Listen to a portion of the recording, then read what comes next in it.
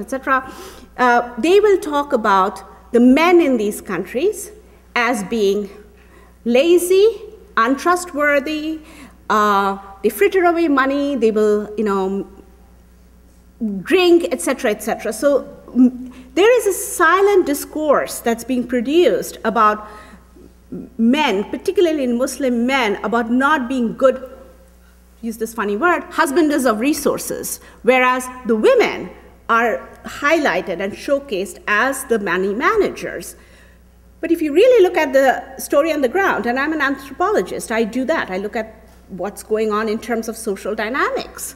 The men are the ones who are working with the money because they can go outside of the home to do that. The women are doing other things. So I think this is where, again, it becomes very important for people who are working for social justice issues to really look at how these things play out, how they cohere on different kinds of bodies, and what are the implications. Because that's it. So, sorry. I went on for too long. Sorry. Do you want to give us just a quick comment on the environmental movement and social justice? Sure. Oh, I'm sorry, I forgot about that. What I find about the environmental movement to be very promising is that this is one movement which really can bring different groups of people together. And across class, across caste, across ethnicity, across the urban and the rural divide, across being male or female. And the movement that I've been following is one that's in the northern part of the country, where there is an attempt to build, to have open pit mining.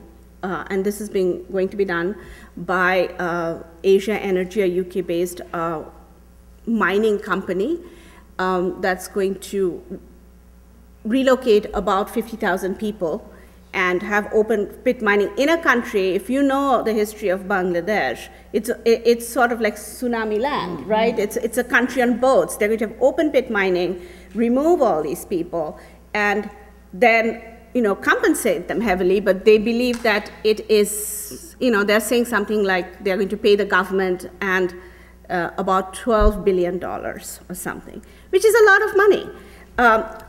But what is interesting is that when this came out, and this was done by a local human rights group, everybody from across the social strata came together, and especially women and indigenous women belonging to the Santal community. They lived in that area, and they said, we will not leave our land, we will not leave our ancestral graves, we will stay here, and you go out.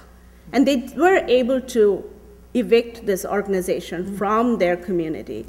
So I find the environmental movement, because it is, I mean, it's, someone can live up on the hill, someone can be down below, but we have share the same air, right, or the water. So there I do see a way in which you can mobilize and create connections that is very difficult in other places. Radhika, the work that you were talking about earlier in terms of recasting the framework and looking at what the World Bank is doing, what the IMF is doing, what our own government is doing here domestically in the context of the economic realities of today.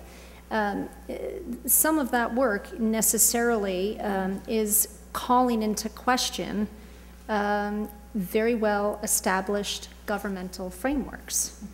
And Lamia, you were talking just now about how Muslim women, when they're questioning their own government on CEDAW, are viewed as traitors.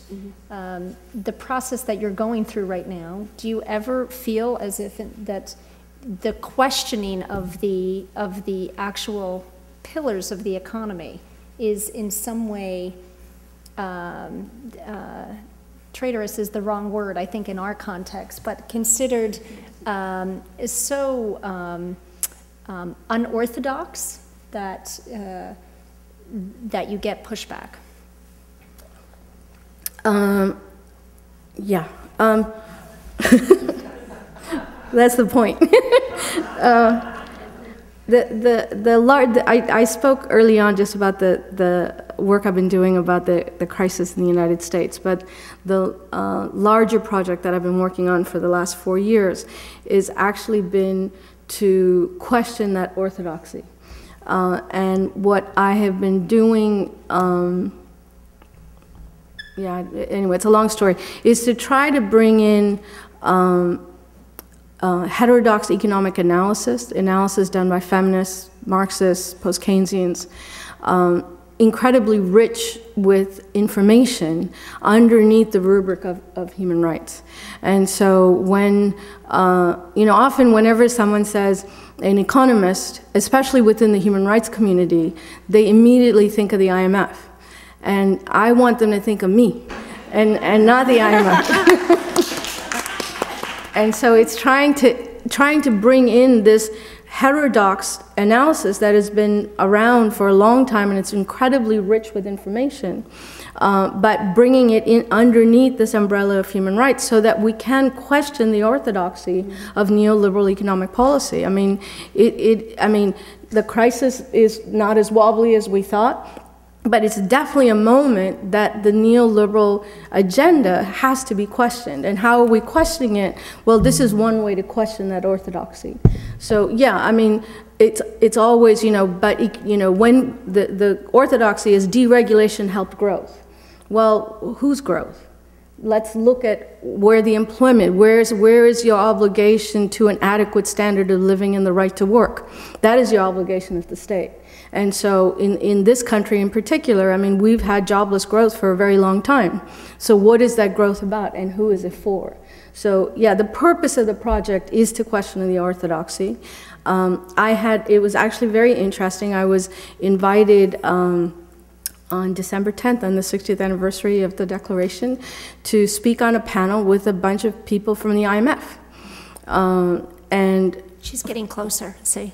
and what was interesting is no one even knew that it was the 60th anniversary of the UN Declaration. It's like, okay, nobody knew. We talked about it, and it was pushing. It was sort of saying, what are your policies doing? But what's interesting about using the human rights framework is no one could sit up there and say we don't like human rights, and so you're sort of backing them up. I mean, they can say we don't like, I don't know, growth will eventually lift all boats or whatever their stuff is, but they can't actually say they don't like human rights. And the IMF and the World Bank are UN institutions that are obligated to function within the human rights framework. And so the pushback, I think it's going to be a little harder. I mean, being a left economist for a very long time, we've been pushing these same agencies for a long time. And I feel like the human rights framework is allowing us certain inroads that we didn't have before with the same information.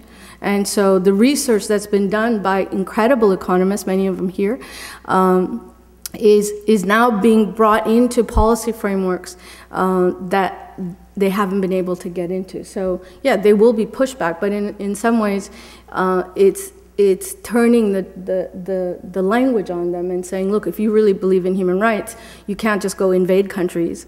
You actually have to change your economic policy. And it is precisely to do a critique of neoliberal economic policy.